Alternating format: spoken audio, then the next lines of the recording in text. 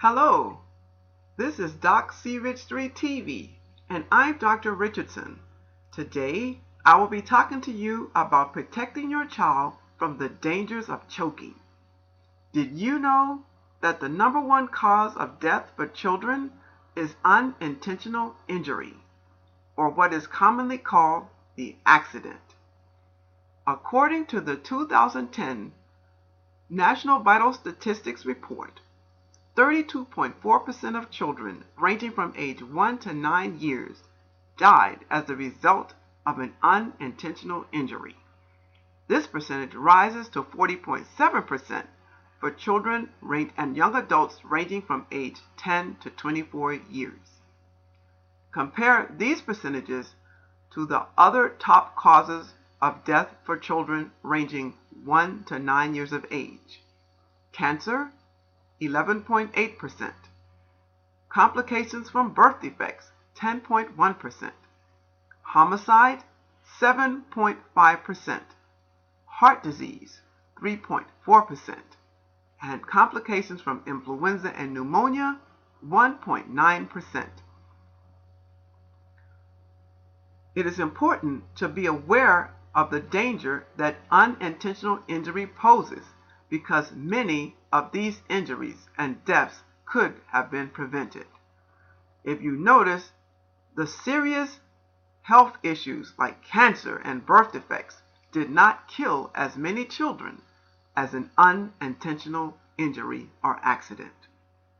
According to data reported on April 30th, 2016 by the Eunice Kennedy Shriver National Institute of Child Health and Human Development, the common causes of unintentional injury in children are motor vehicle crashes, suffocation, drowning, poisoning, fires, and falls.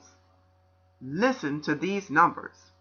Every hour, 150 children are treated in an emergency department for the serious injuries they received in a motor vehicle accident.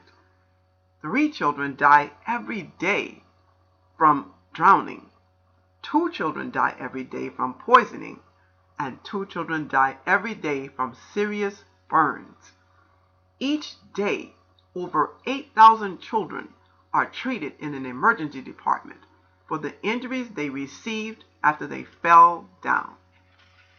Today, I will be talking about the danger of suffocation, or not being able to breathe.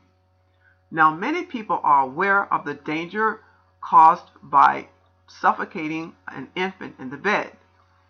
This is what's called crib death. There have been TV spots, and there is instruction on discharge from the newborn nursery advising parents to have the baby to sleep on either the back or the side to prevent suffocation in the bed.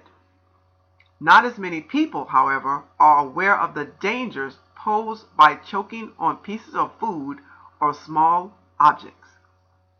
Look at the size of the pinky finger of either your infant and child or someone else's infant and child. This will give you an idea of the size of that child's airway, about the size of their pinky finger. Now, look around at the food or the little objects that are in their area that could possibly pose a choking hazard, because these objects are larger than that child's pinky finger. If one of these objects slips into their airway, blocks the airway, stops them from being able to breathe properly, their brain is deprived of oxygen and the child could actually die. The Center for Disease Control and Prevention has a list of tips to keep your child safe and to protect your child from the hazards of choking. When it comes to food, you want to closely supervise your children at mealtime. You want to cut firm or round food into thin strips or small pieces that can't be lodged in the child's airway. You want to demonstrate safe and appropriate ways for children to chew their food when they are eating. Parents and people who care for children and infants should learn infant and child CPR and the Heimlich maneuver for children. In the event of a choking incident, In those precious minutes while you're waiting for the ambulance to arrive, you have to be the one who provides rescue breaths and, if possible, remove the blockage from the child's airway so that you can prevent brain damage from lack of oxygen or a possible death from choking. When eating, children should be taught that they should remain seated. They should chew their food slowly and thoroughly before they try to swallow it. They should not talk or laugh while they're eating their food or having their mouth filled with food, because this could be a risk for choking. Children should be instructed to put only as much food in their mouths as they can comfortably chew so that the food will not slip into their throat and cause a choking hazard. Common foods that children choke on are round foods such as grapes or hard candy. Firm foods such as hot dogs, nuts, or pieces of meat. Sticky foods like peanut butter or caramel candy. And food that children tend to grab by the handfuls and pop into their mouth like popcorn or peanuts.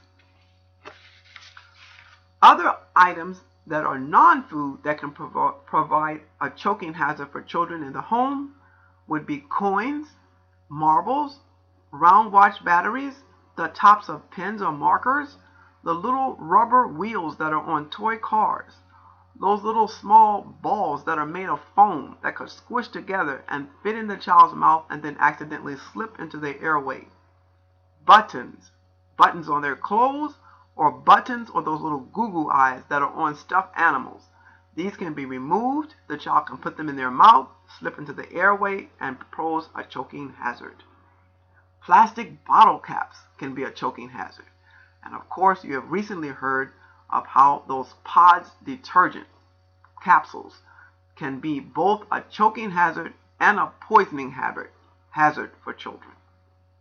Final reminder: any toy that is small enough to fit in a 1 1/4 inch circle or is shorter than 2 1/4 inches long is unsafe for children under the age of 4 years.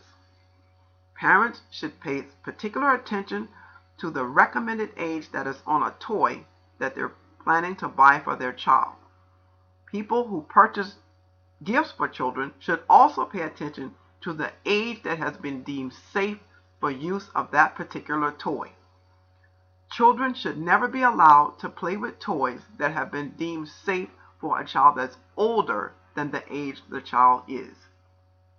Older brothers and sisters should be instructed to keep their toys that have small parts or other items in their rooms that are small and pose a choking hazard out of the reach of their younger brothers and sisters. Never allow your child to play with an uninflated balloon or a balloon that has popped. Balloon pieces can slip into the airway, block the airway, stop the child's breathing, and be a choking hazard. Even if balloons are inflated, they are fun to play with, but they could accidentally pop and become a choking hazard. When children are at play, you want to check under the table, check the sofa cushions, look under the bed, and survey the area where the children are playing, on the lookout for small objects that could present a choking hazard. Children are curious. They could dig under the sofa or reach under the table or look under the bed and find a small object that they could put in their mouth, and then it will slip into their airway and be a choking hazard. Another piece of furniture that you may not have considered is the beanbag chair. A lot of people like beanbag chairs because they're soft, they're brightly colored, they have cheerful designs on them, so they put them in their child's room. The only problem is the little foam beans that are inside of these chairs could come out and then get into the child's airway and pose a choking hazard. Remember, you want to be careful with the children in your life. You want to make sure that you protect them from small objects and food that can fall into the airway and become a choking hazard. That way, you can prevent a choking incident and perhaps even save a child's life.